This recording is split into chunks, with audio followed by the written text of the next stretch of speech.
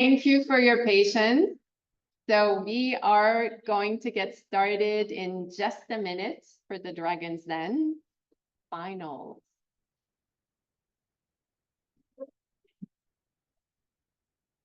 Hi, everybody. Welcome back. I hope you had a good lunch with us and also remotely. And I am seeing my video is not on. There we go. Okay, now you can see me. So I am really very pleased to be sharing with you today the product of the fellows' work over several months. No kidding. This has been work that they have been doing, of course, building up on what they learned through CAnD3 and through a process of a lot of work and retroaction from our team. So I also want to say thank you for the team. Thank you to the dragons who were part of the initial phases. So this has been a three-step process. So this is the culmination of 3 steps of, or rather 3 sequences of input and reworking. And so we are very excited to be presenting 12 presentations today of the fellows and teams of fellows who have been working together. And without further ado, today we will start with Xinyao Huang. So I'm going to ask you to come to the stage, please, and please give her a warm round of applause.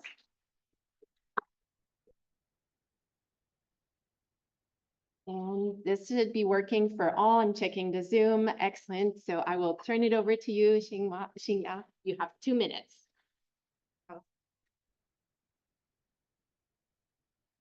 So, bring it down a little.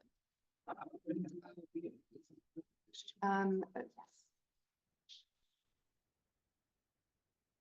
Okay.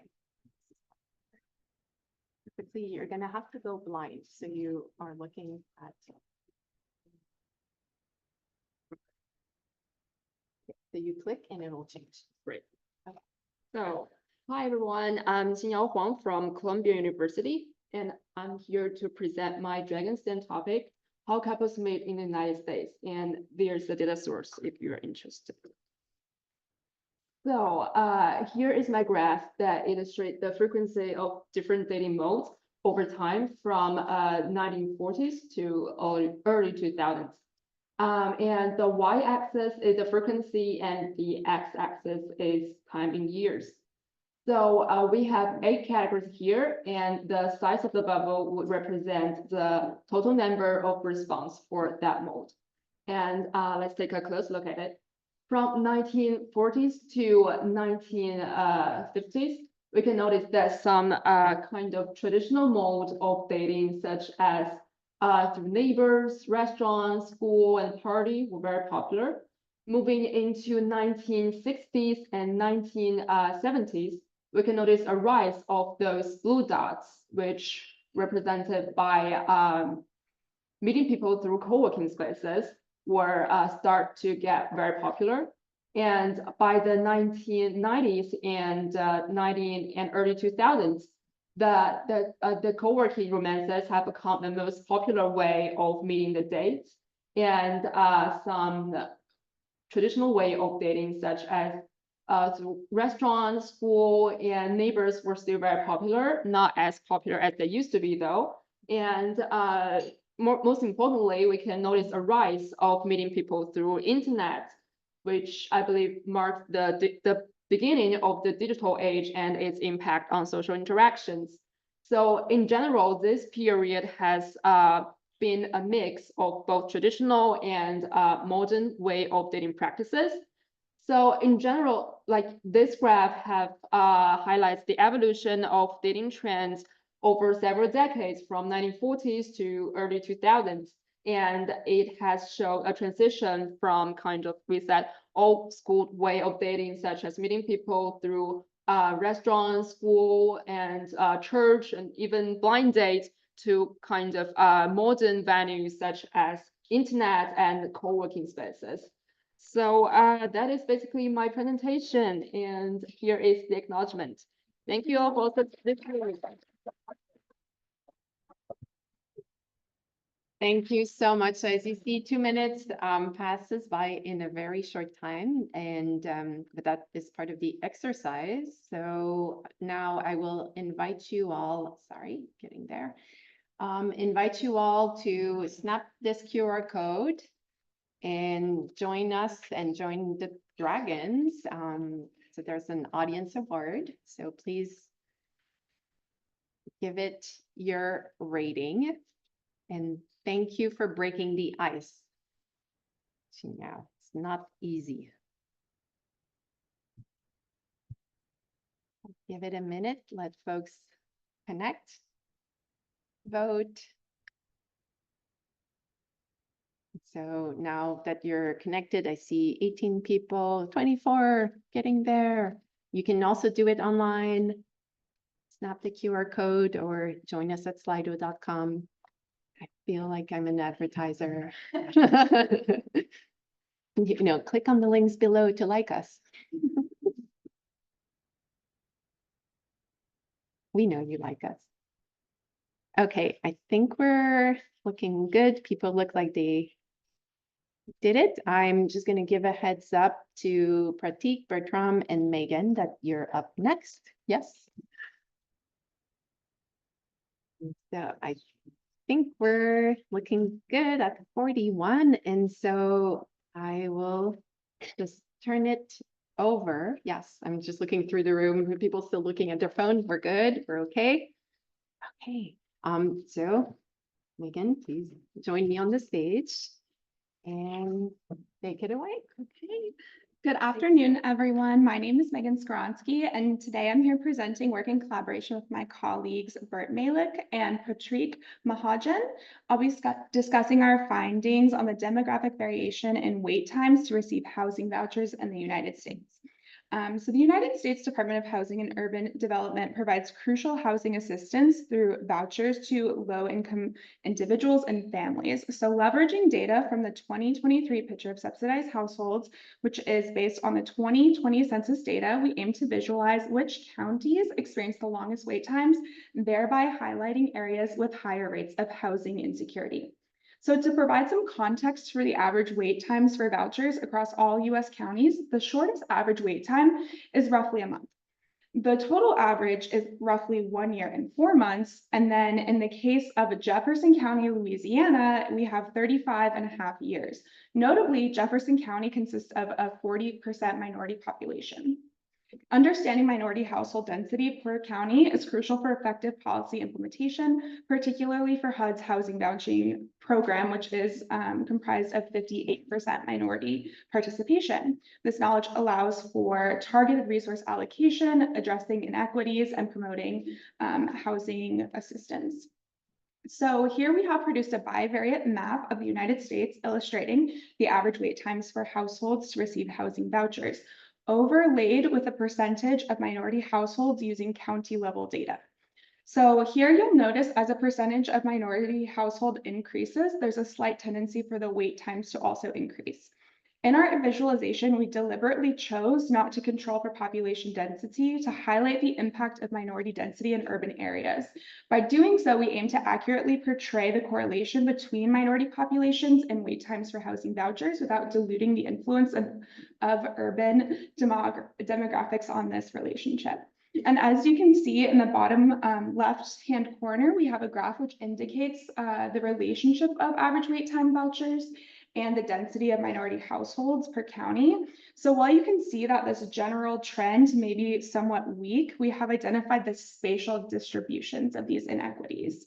So it's clear that you can see along the coastal regions encompassing both west and eastern coasts that there's a significant clustering of prolonged average wait times for minority households. So these regions call for specific focus and increased investment in supplementing housing support measures, namely in the availability of housing units.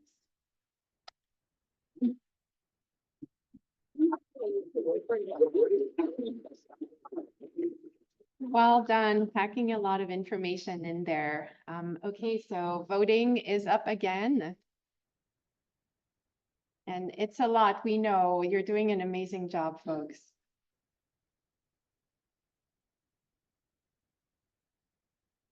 Voting happening, please. So 22, I need my numbers up. Getting right up there, you're getting the hang of things. Wonderful. So just a heads up that up next, we have Maria and Kate's team. So whomever is presenting, good. You're getting not too far. Excellent. Reaching 45, 46. Can I have a 48? I think we're good. Okay, please join me on stage and let's give a warm welcome to our speakers. Remove a little bit of the stress and I'll turn it over to you.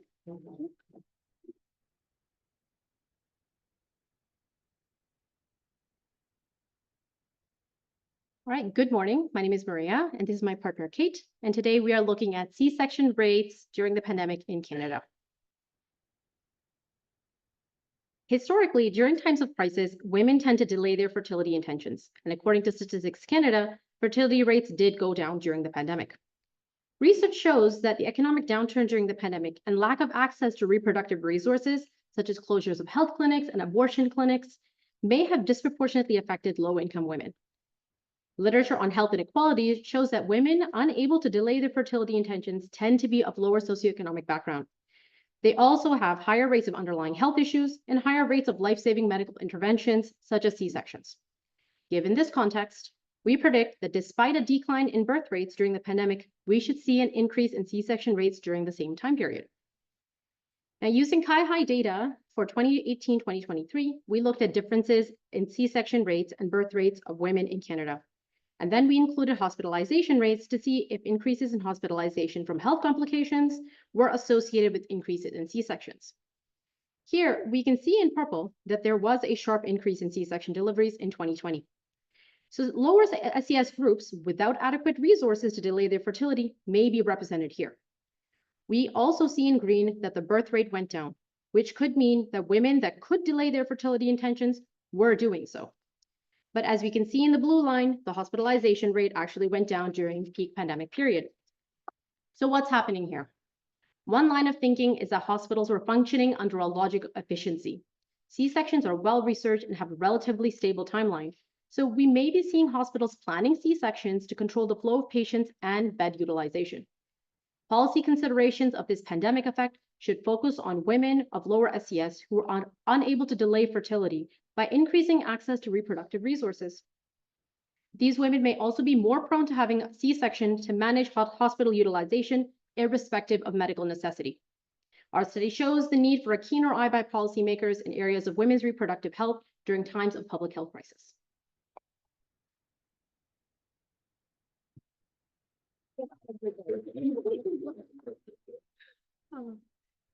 Careful, walking down. Okay, great. So please add it again. You can see the ticker for yourself. We're waiting for your votes. Dragons are hard at work taking notes. Give them a lot of, this is also pretty intense. Taking in a lot of information in very little time. And I see that someone knows that they're up next. Making my job easy. Okay, 45 is good, but we can get it up higher. See? Chris, if you want to join me. Okay, the next up, Chris Force, take it away. Hi, good afternoon. My name is Chris Borst. I'm a sociology doctoral student at McGill here. Today, I'd like to consider the question, do a country's child-rearing values affect the subjective well-being, the happiness of its children? There's a general sense that such values should matter. A lot of money is spent on parent and teacher education in Canada and around the world on the expectation that these values do. In particular on promoting what is called positive parenting and progressive pedagogy, both emphasizing children's autonomy and show that this relationship matters. The World Values Survey asks people to say which qualities from a list of 11 it is especially important that children learn at home. There are patterns to which qualities are chosen together, forming two principal dimensions. One which contrasts independence with obedience and faith. One which contrasts hard work with tolerance and respect for other people. The Nordic countries are at the positive, progressive extreme on both dimensions. But I would draw your attention to Albania and Vietnam, located in what I've labeled here as the mushy middle, which is relevant because based on the Children's World Survey, Albania's children report the highest subjective well-being amongst the countries available, while Vietnam's report the lowest. So what happens if we try to predict the subjective well-being of countries' children from their child-rearing values, controlling for countries' wealth? Nothing.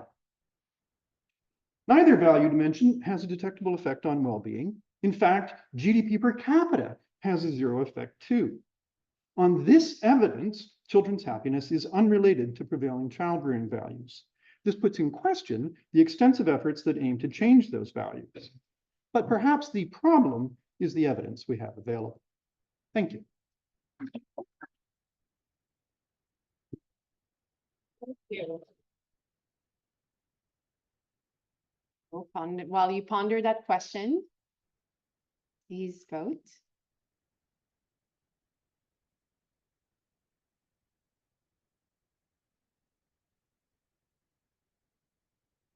And if it's hard, it's because they're good.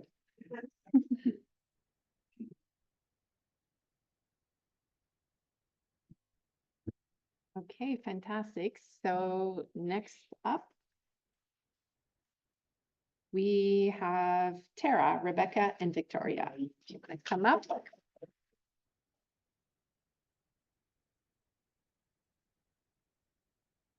Y'all are getting faster at this.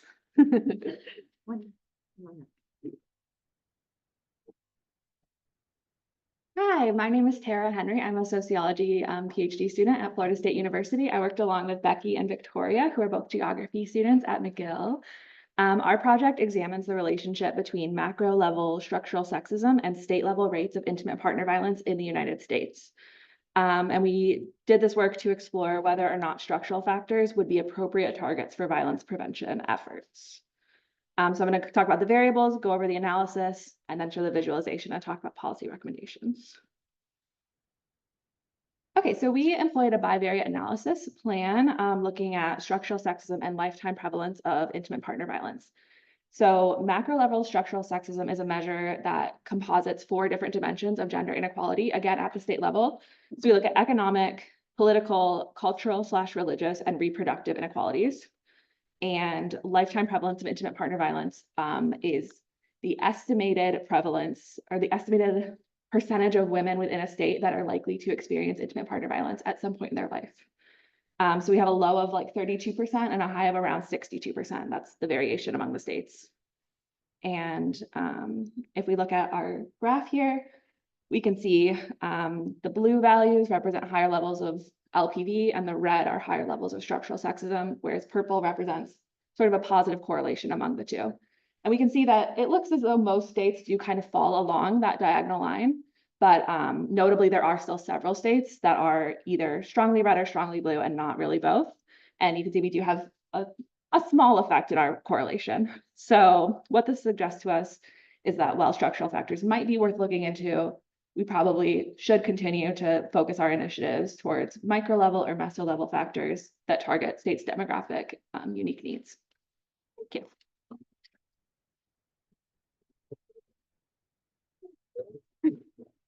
Okay, so let's put this to the vote, the poll. And Anne-Charlotte, you're gonna be next.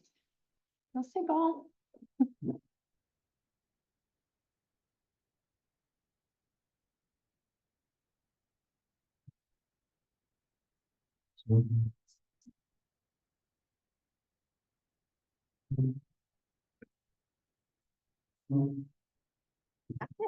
So please join me in welcoming Anne-Charlotte. who will be doing her presentation in French. Yeah, because Canada is bilingual. Donc, je vais vous présenter la mobilité économique et les déterminants de la santé, du bien-être et du développement du jeune durant l'adolescence au Canada. Donc, les données que je vais vous présenter proviennent des données de Statistique Canada où c'est des couplages donc, de projets pilotes. Et pour suivre la mobilité, je vais suivre le revenu des parents quand le jeune a entre 10 et 14 ans. Et arrivé à l'âge adulte, je vais prendre leur revenu lorsqu'il a entre 26 et 30 ans. Donc ça, c'est avec les revenus du T1, donc les revenus d'impôt. Et à côté de ça, je vais faire le couplage avec une base de données pour permettre de suivre les facteurs durant l'enfance du jeune lorsqu'il a entre 10 et 19 ans. Donc, je veux essayer de savoir quel facteur par rapport au revenu des parents va engendrer le revenu du jeune à l'âge adulte. Donc, il y a cette mobilité et donc cette persistance intergénérationnelle. Mais ça nous montre que, en fait, avec la modélisation que j'ai faite, on arrive à expliquer à proche de 60% la persistance intergénérationnelle de revenus. Et donc, les facteurs prédominants sont les déterminants sociaux de la santé et de l'éducation. Et quand je prends tous mes facteurs, on voit aussi qu'il y a des différences significatives selon le sexe quand on regarde plus particulièrement les facteurs biologiques ainsi que les déterminants sociaux de la santé.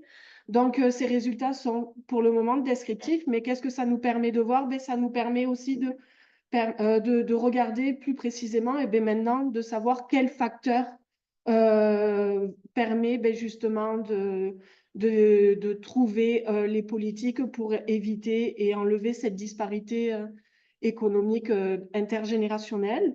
Donc, et également aussi d'approfondir sur les politiques selon le genre, parce qu'on voit qu'il y a des différences de disparité de revenus selon le sexe. Donc, je vous remercie. Obligation légale.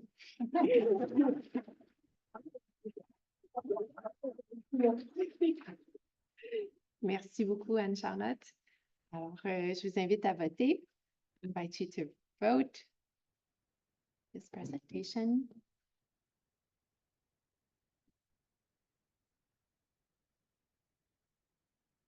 And next up, we have Shannon and Leanne.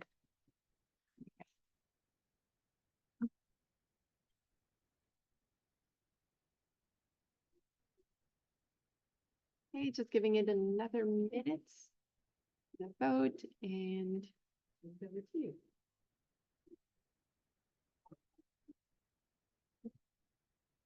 Hi, good afternoon, everyone, and this is work done by Shannon and I.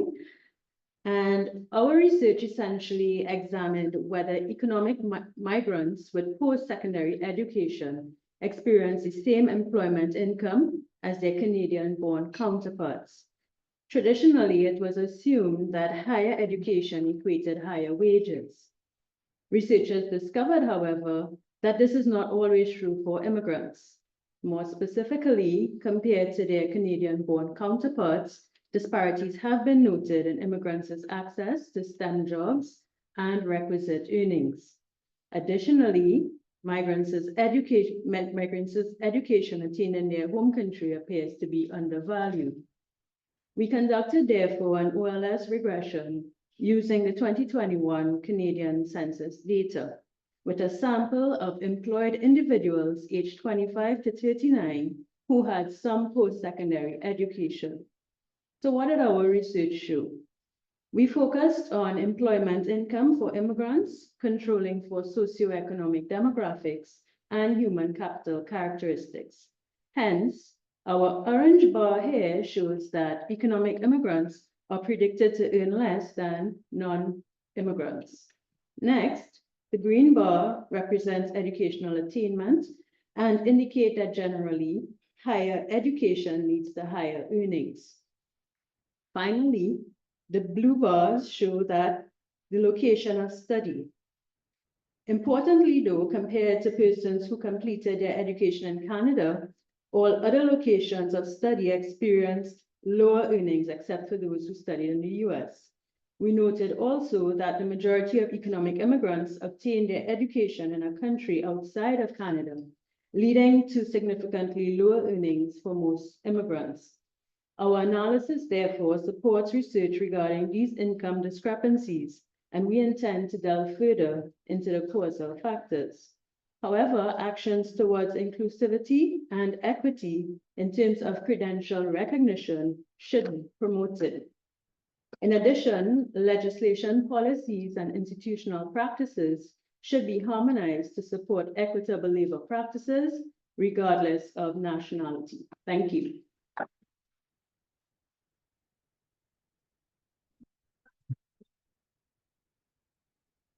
Okay. Slido, next Slido. It's important. Keep it up. We'll be checking the analytics. I think it's anonymous, actually, but that's the only way. Yeah. Katerina is nodding. Yes, it's the only way we can let everybody in. But, you know, a little nudge. Okay. Carlos is next, so please join me in welcoming him.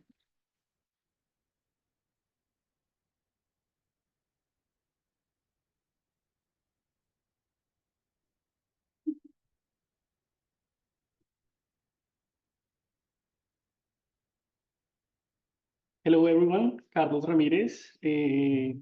I do a PhD in demography. It's my first year. And what I'm going to share with you is, this is the title and also the question that I researched. Is early marriage a factor associated with maternal deaths of adolescents and girls in Colombia? Sorry, I don't know. Yeah, that changed. Do you want to, I can continue or? well, you can continue, but maybe, well, how about we go to the next and we can see whether that slide, we can fix that slide because it would be, it's obviously not what you intended. Okay. So if you have your computer, you can send it. Yeah, got it. You have it. Or maybe I can connect it. Yeah, so we'll just take a moment, go to the next and what? Okay, let's see if I can get that high flying. So this is, you know, it looks okay on other computers. Okay, well, let's double check it. Live and hybrid is an extreme sport. And so I will, where did you send it on Teams, folks? Okay, let's pause and we'll reconvene while you all figure this out and then we can connect another computer perhaps.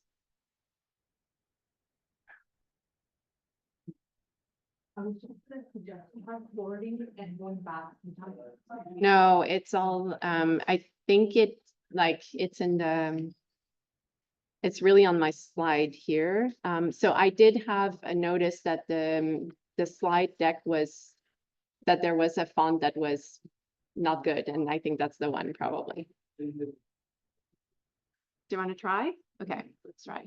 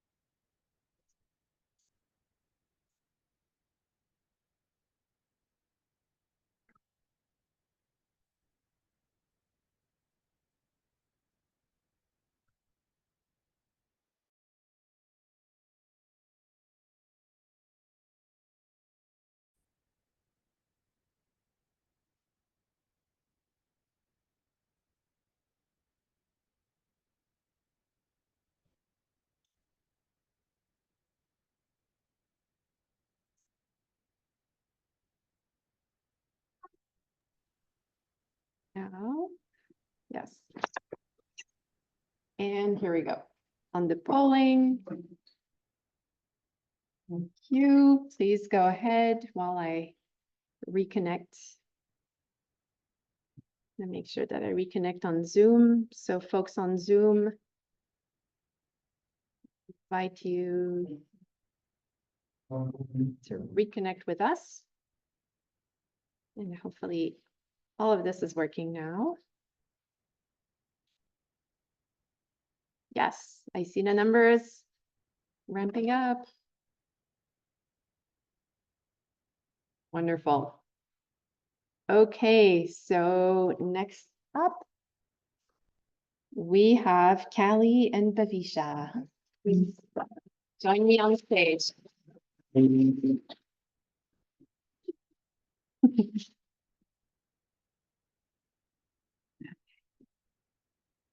Oops, sorry, just a minute. My computer is working really hard. There we go.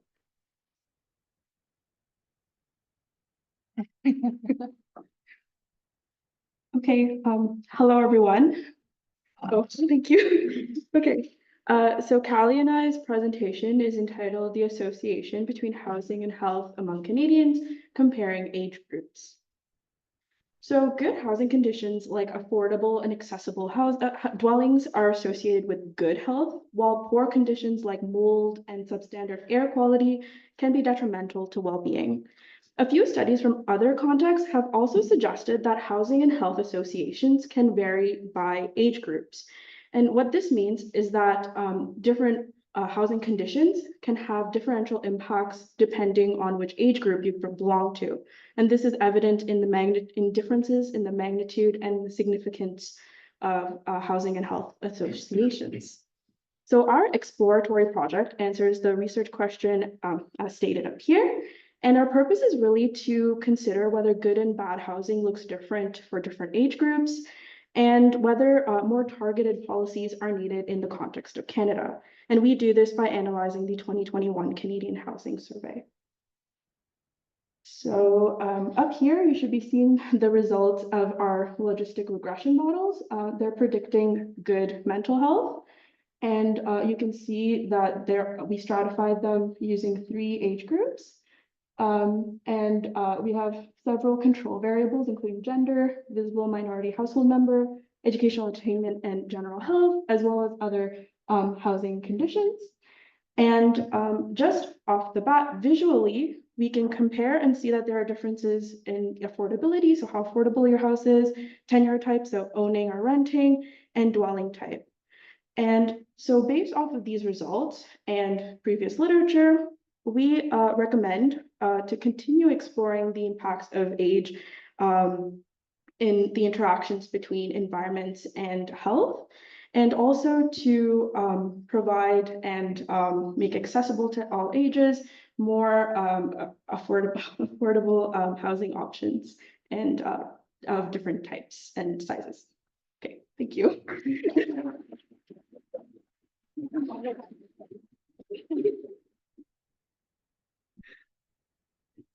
Okay, thank you. Thank you for that presentation. So now we're going back to rating. And we have 3 more to go.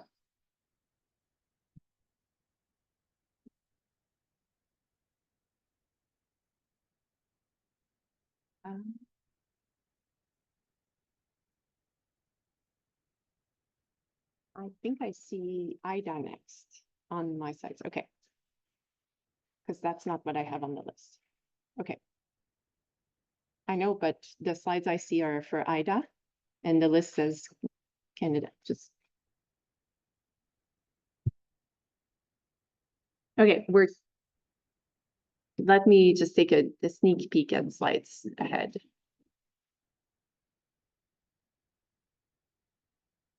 How's that? All good. Canada. Okay, welcome you to the stage now.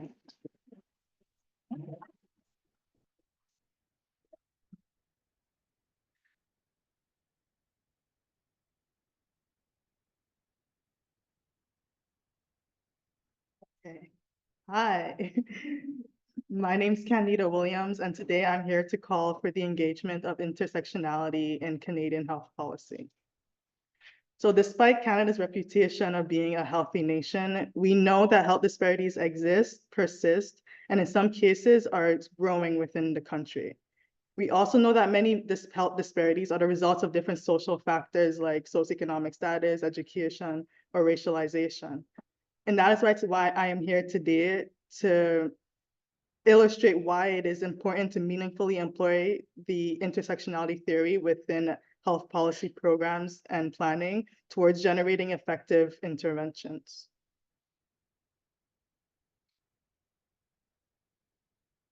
Okay. Alrighty, so these plots over here demonstrate the association between perceptions of sex discrimination and self-rated health. It's a lot, so we'll start with plots A and B. So with plot A, we see that plot A demonstrates respondent sex discrimination over self-rated health for the general population for all respondents. And we see that among those who said that they have perceived as sex discrimination, they also reported a self-rated health median of 3, which is good health, versus those who never experienced sex discrimination, who reported a median self-rated health of 4 for very good health. Now, this is what has traditionally been done in health research. We just take the means, medians, we generalize, we create estimates for entire populations. Now, moving towards equity, we have seen that researchers have begun to stratify on a single axis, so looking at only sex or only race, for example. So that's what I did in plot B. I stratified for agenda, where the blue box is male and the red box are females. And what we see is that we get the exact same results within both plots, irrespective of whether or not a respondent is a male or a female. If they responded yes to having experienced or perceived sex discrimination, they also reported a median self-rated health of 3 for good health, versus those who reported that they had not never perceived sex discrimination, who also reported a median self-rated health of 4 for very good health. Now, if we start to take intersectionality into consideration, which requires at minimum a double access stratification, so the consideration of multiple social positionings and how they intersect, and then also how it interacts with systems of power, we see that this begins to change. So if we were to compare all three plots, again, plot A being the general population, plot B being those stratified by gender, and plot C being those stratified by gender and whether or not a respondent self-identifies as a visible minority, we see that among visible minority, whoops, I see, sorry. Among visible minorities who self-identify as female, their self-rated health actually changed. So their self-rated health increased from 3 of good health to 4 of very good health, while the rest of them remained the same. So this signifies or illustrates why it's important to start to think about the complexities of social positionings, how they interact with each other, and also how this might have been created as it relates to associated systems of power, in this case, racism or sexual discrimination or sexism. So moving forward, I think that health policy decision makers and program developers should consider developing content standards and systematic approaches for the collection of sociodemographic and discrimination data, that they should actively evaluate and monitor health inequities across priority populations, and that they should also implement healthcare accountability models for health equity. Thank you.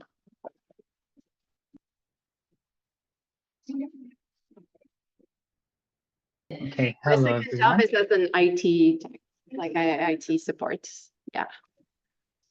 Are you going to share the slides, or would you like Yes, me just to? give me 1 second. I had to replug the computer. I'll just get that going and reset everything. So here we go. So if y'all still didn't get a chance to vote, there is your chance. Put Ida up on screen. You should be seeing the screen, Ida. Give me a thumbs up. I'm saying yes. We hear you, we see you. Take it away.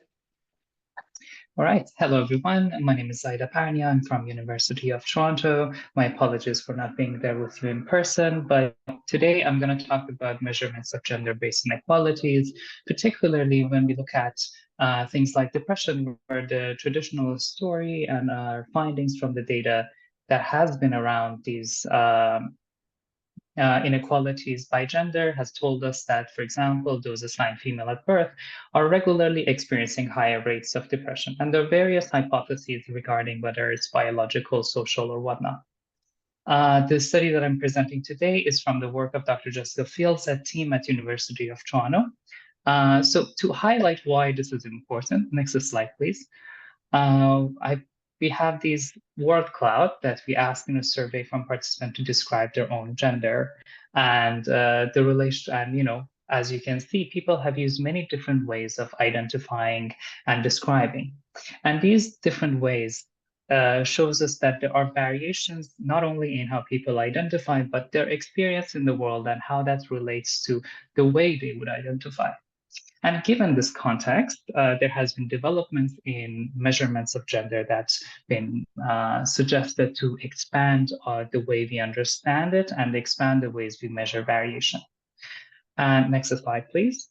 So one of the ways that this has been done is to measure variation based on 3 questions of how we feel regarding our gender, how we feel we are, how we feel we appear, and how we feel we act on a scale of masculinity and femininity. And in this survey, we have categorized people based on whether they appear more feminine, whether they responded to any of these questions as more feminine, more masculine, or equally as both. And what we see here is that in likelihood of being at risk of depression, when we put when we divide our sample by these variables, as well as the traditional measure of sex assigned at birth, we see that there are variations in which those who are assigned male at birth, some of them, when they appear more feminine or act or are more feminine, fall in the distribution of those who are assigned female at birth. Now, the bottom line here is not that there are significant differences or not. What we are looking for is there are variations in the population that we could measure. And by measuring that, we could know more about the relationship between inequality and gender in the population in a much more sophisticated way. And that's it. Thank you so much. Thank you. Thank you so much, Ida. And we heard you loud and clear once everything was working. So please, folks, rate this presentation. And I will give you a little bit of time, give the judges, the dragons, a little bit of time. And we will next be moving to that last but not least presentation for sure.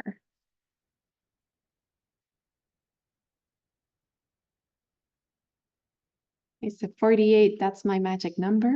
I know it can go up higher, but I will invite Stephen to unmute. And we'll do a sound check. Are you there? Hi, can you hear me? Yes, we can hear you and we can see you. Fantastic. So I'll just turn it over to your slide and you just tell me next slide and I'll move it onward. Excellent. Okay? All good. Okay.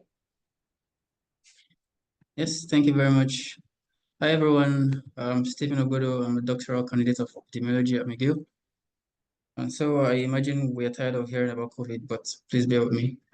Today, I'll present on the effect of vaccination coverage and population age structure on COVID-19 mortality. And so on the left side of my slide, you see a heat map of COVID-19 vaccination coverage across the world as of January 2022. And immediately you would see there's a vaccination equity story here, but that is not the focus of the presentation. What we try to do in this study is assess the impact of vaccination coverage and population age structure on COVID-19 mortality across the world. And for this analysis, we obtained data for 110 countries across 16 months. And next slide, please. Thank you. So from our negative effect, fixed effects, negative binomial models, you would see that each 1 percentage point increase in vaccination coverage across the world was associated with a 4% decrease in vaccination in COVID-19 mortality. And conversely, each 1 percentage point increase in vaccination coverage was associated with a 16% increase. Sorry, each 1% percentage point increase in vaccination coverage was associated with a 16% increase in COVID-19 mortality. And we did not find an interaction between these two exposures. Next slide, please. So we took a step further and computed marginal predicted deaths across the world, across levels of vaccination coverage on the x-axis and across 3 tertiles of median age, represented by 3 colors. So on the y-axis, we have rates of deaths across the world, and on the x-axis, we have vaccination coverage levels. And you would observe that the rates of death were highest in countries with in the top tertile of median age. So the oldest countries had the highest rates of death consistently across levels of vaccination. And this was followed by the countries in blue, which were in the middle tertile of median age. And the lowest rates of death were observed in the youngest countries. And it's important to note that there was obviously there considerable overlap in the standard errors. Next slide, please. Thank you. So the implications of our analysis for policy are twofold. First of all, vaccines appear to have been effective at the population level, which is good news for global health efforts. And secondly, we recommend that similar vaccination campaigns in the future prioritize older populations. Thank you very much. Thank you.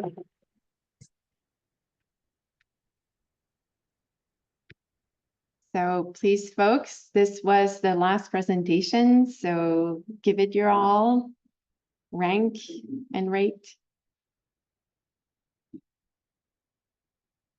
Get that going. Love a good participating crowd, and you didn't lag in participation either. Don't make me lie. It's getting there. Okay. So all good. I would be remiss. So while this concludes the presentations side of the equation, I would be remiss if I didn't acknowledge our dragons who are hard at work here in the front, making notes. And so I'll introduce them while they're, I know that they're trying to. I wouldn't want to be in their shoes, honestly, and you probably don't either. So we're going to have some time after this to go for coffee break and poster session. So please, please, please join our presenters in the poster session. And once you've done that, if you want to take a nice little walk, that's absolutely permitted. It is beautiful out there. And we built this schedule so that you would have a little bit of time to mingle and mix and also have breathing room. So on that, I will turn over to introducing our dragons or recognizing our dragons. So Grant Gibson from the CRDCN is the Assistant Director of Research and Evaluation at CRDCN, where he has responsibilities in data collection and management, research partnerships, and training programming. He holds a doctorate in economics from McMaster University, specializing in economic demography and public economics. That's like three tongue twisters for a francophone. That's okay, managed. You could have thrown in epidemiology in there, and he has experience with a wide variety of data, both survey and administrative. Grant is actively involved in the reproducibility and research data management communities and with CAnD3. Most of you fellows know him from several interventions. So Grant, we really appreciate you. Giovanna Badia is the assessment and data librarian at McGill University, sitting up here. In her assessment role, she works mostly behind the scenes, collecting and analyzing library usage data to help her colleagues and make decisions about McGill's library services, facilities, and collections. And she also has a Twitter account that is very fun. Remind me, Giovanna? No, McGill.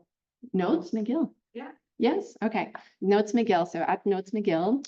So follow her. We are, friends on Twitter. So X. So you can find her there. Lots of cool data geeking out.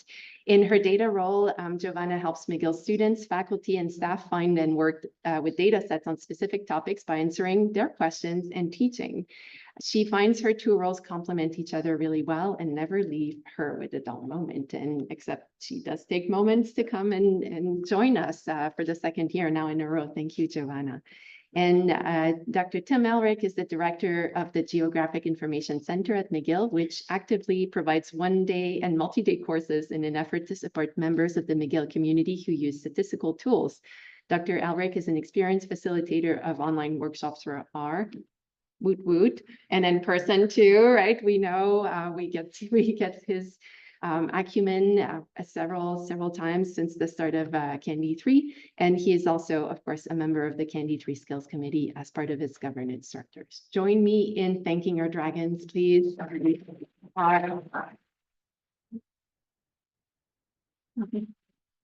We are extremely privileged to count you among the members of our community. You help up our standards and up our game, and we really appreciate you taking the time to join us for these events. These are really important.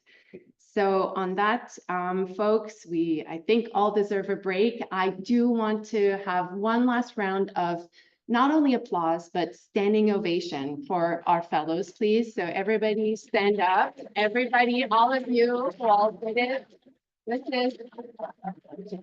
You did it. Well done. It's a lot and you deserve it, everybody. So coffee break, we reconvene at 4 p.m. for the Partners and Fellows Showcase. So enjoy, everybody. See you in a little while.